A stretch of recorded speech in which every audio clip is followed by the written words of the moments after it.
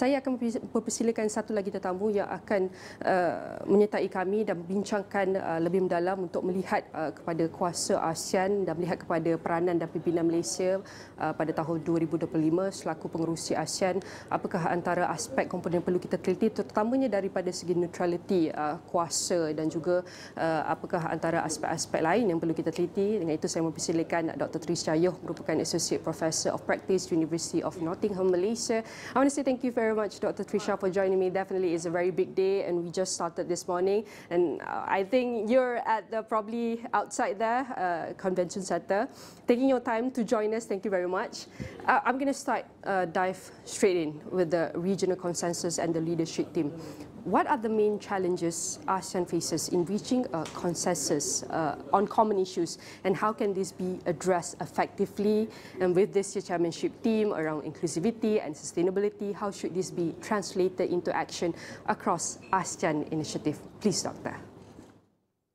Thank you so much for having me on the show this morning. I think firstly, we just want to celebrate, right, the fact that Malaysia is hosting ASEAN yet again, the summit, and welcoming the various heads of states from around the region in Kuala Lumpur today. We look forward very much to the deliberations that will be been taking place over the next few days. A lot of excitement, I suppose. Some of the common themes, of course, and of course the theme itself on inclusivity and sustainability sets the tone for the ASEAN summit. Malaysia, as the chair of ASEAN this year, has been undertaking very serious negotiations already. I think the central part of the discussions will obviously be around the tariffs that have been imposed by the United States. And I think central to the mind of all the leaders will be how ASEAN itself can play a very, very important role. Indeed, as a middle power, I think we discussed over the last hour or so, a middle power that allows negotiations to take place both with the US and with other powers like China, like EU and Australia, many of these other powers as well, not to be forgotten. You asked about challenges. I believe that among the main challenges will be to really truly unite ASEAN as a group, because even though we talk about concepts like ASEAN centrality, it is very difficult to get the agreement of all ASEAN states together when it comes to certain controversial issues. For example, the two main things that stand out at the moment would be, number one, positions around Myanmar. And of course, the second one would be the South China Sea and the security issues there. I actually just came back from Manila last week, where there was a dialogue on maritime security. This was hosted in Manila, in the Philippines, and the sentiment there is very, very strong, right? They take a much more aggressive and, let's say, firmer stance when it comes to defending the waters of the Philippines against infractions by China. And they really do hope to see that other ASEAN countries like Malaysia, like Vietnam, like Indonesia, even countries that don't have claims within the South China Sea area, to band together and put up a united front against what they believe to be aggressive approaches from China. So these are the two big challenges. I know that there will be separate discussions during the course of this week to address both the Myanmar and the South China Sea issues. But at this level, I think at the track one level, it's actually very difficult for them to be able to commit to anything. The big attention, of course, this week will be on the ASEAN-China GCC summit. It's the first time that China will be involved in these talks. So as a region, obviously, also coming on the back of President Xi Jinping's visit to Malaysia and a few other ASEAN countries just last month, I think the world is seeing that the region is becoming even closer in terms of foreign policy, security, and trade with China. So how do we establish ourselves as a middle power? Also being able to put ourselves in a position that we can continue to negotiate with the US. So I think these are the main challenges that the leaders will face in the coming week. All right, Dr. Trisha, definitely we want to see an important role of ASEAN playing a very important role in being the middle power, and we need to take a look at being a middle power. How's their vision and strategic focus? As the ASEAN Community Vision 2045 is set to be unveiled this afternoon through the KL Declaration. What key priorities should this vision focus on to ensure a resilient and forward-looking region? Yeah, so I think the Kuala Lumpur Declaration that will be unveiled today will need to take into account various challenges that the region faces moving forward. We're talking about security. I already mentioned South China Sea, so I really do hope to see something that's being addressed there.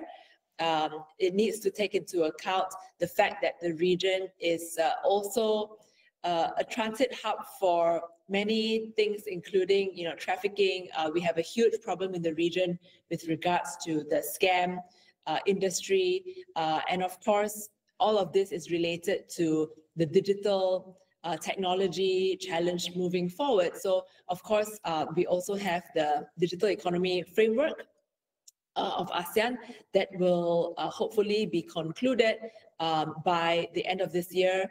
But more than that, we also need to talk about things like new technologies such as artificial intelligence, right? So these are some of the priorities. The other big one, of course, would be to look at economic inclusivity, economic integration. ASEAN is not like the EU. In many senses, ASEAN does not have the infrastructure like the EU has. It does not have a common currency. It does not have a lot of these like common regulatory frameworks. So I'm not sure whether the declaration will even move towards something more of a standard setting, a regulation setting, standard setting, because for too long, it's only been about providing guidelines. And of course, we have the ASEAN consensus, which is the ASEAN way. But whether or not there's a possibility to, either make decisions around, number one, setting standards and regulatory frameworks, or this probably will not be covered in the declaration, but these are being talked about in other diplomatic circles, whether it's possible for ASEAN to not necessarily always move forward as an entire bloc, right? We have 10 nations, possibly 11 with Timor-Leste already applying for accession, and that may happen this year. There's also talk elsewhere for ASEAN to also include countries like Bangladesh and Sri Lanka. That will probably be some ways away and not happen this year. But if, for example, more and more countries join ASEAN, whether it really makes sense for an ASEAN consensus to always need to be collective decision-making from all member states in order to move forward, right? So especially on challenging issues like Myanmar, like South China Sea, whether or not a solution or a formula such as either an ASEAN minus X formula or an ASEAN, the core ASEAN of maybe the initial 5 member states +1 or +2 in order to ensure that ASEAN still remains effective. So I didn't really answer your question. I think I was talking more about what I would like to see in a vision and direction moving forward.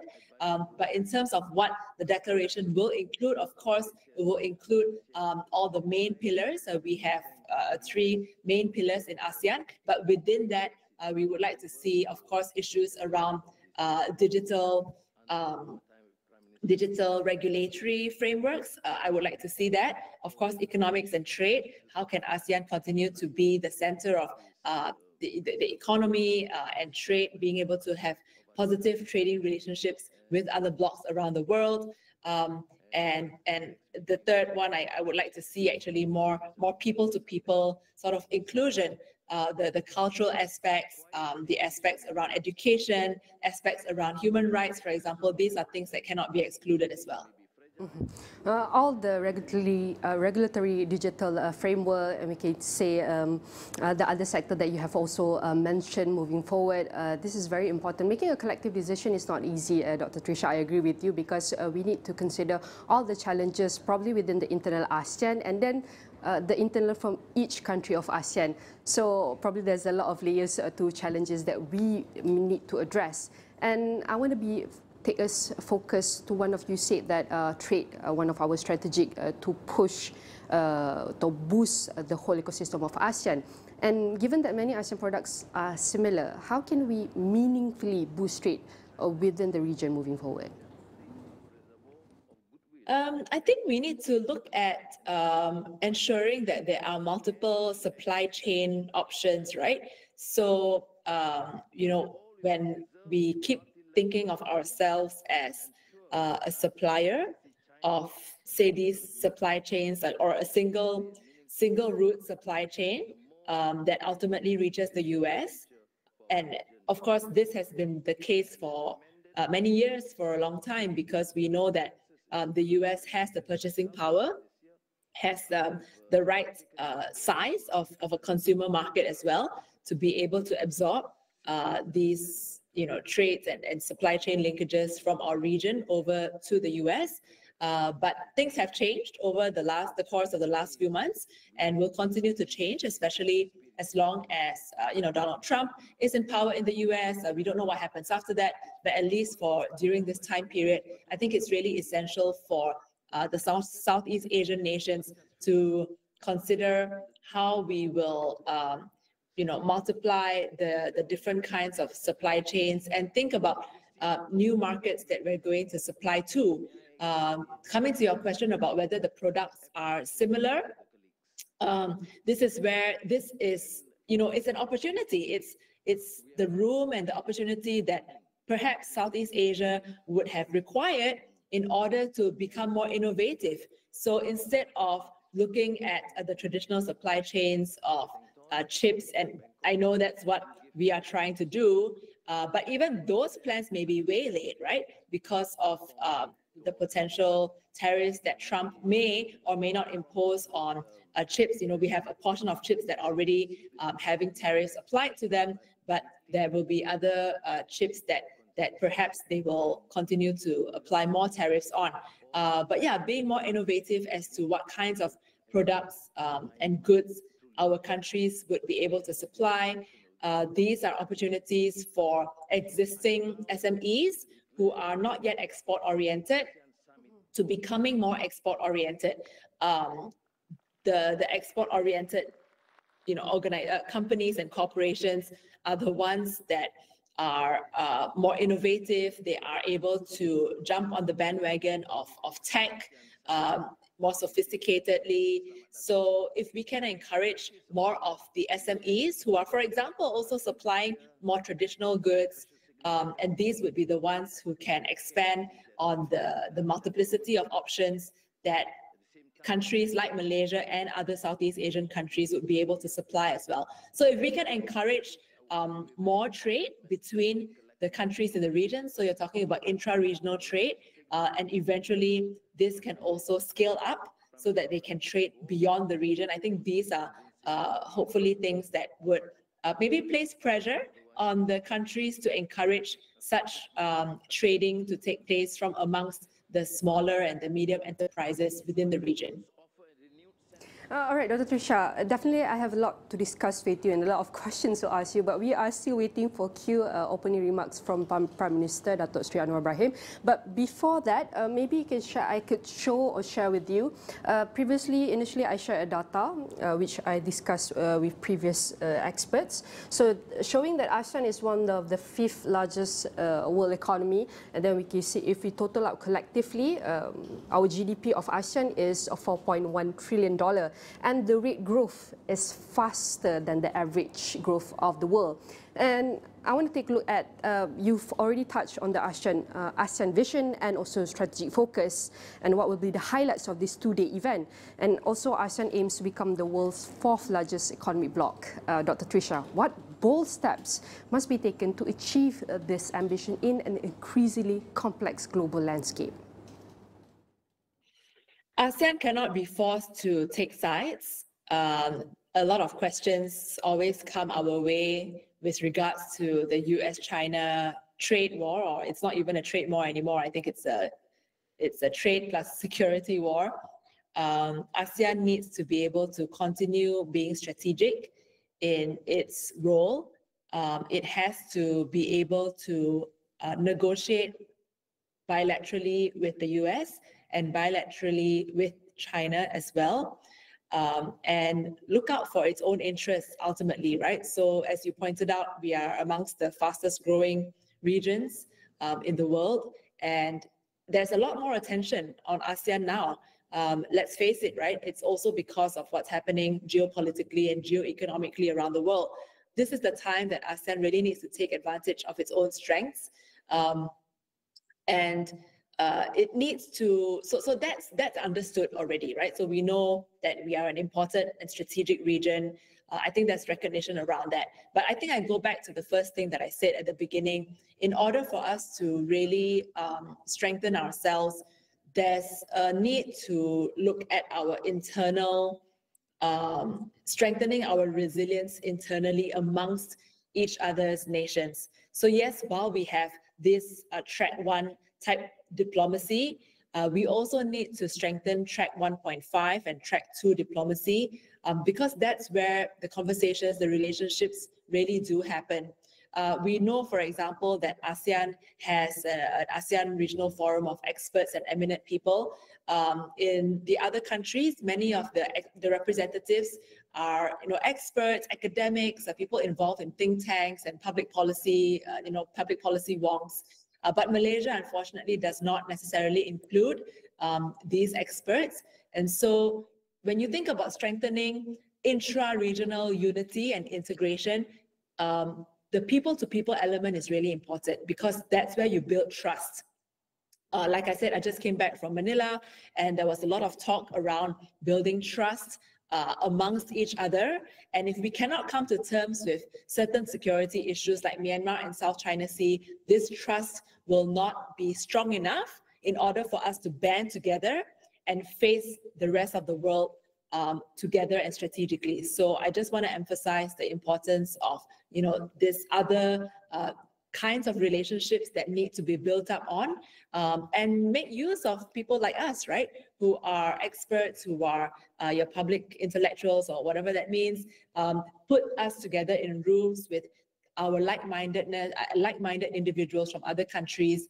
This is where the trust can be built. We need strong integration, strong unity within the region in order for us to continue playing that strategic game, so to speak, with the powers that be across all other continents and across all other blocks.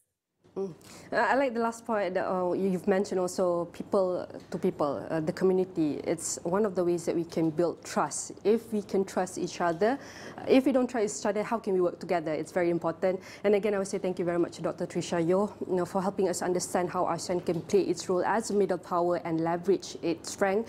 And this will bring you live update from KLCC regarding the ASEAN Summit. And Najib and Haritz, my colleague, will be taking over right after this. Don't go anywhere.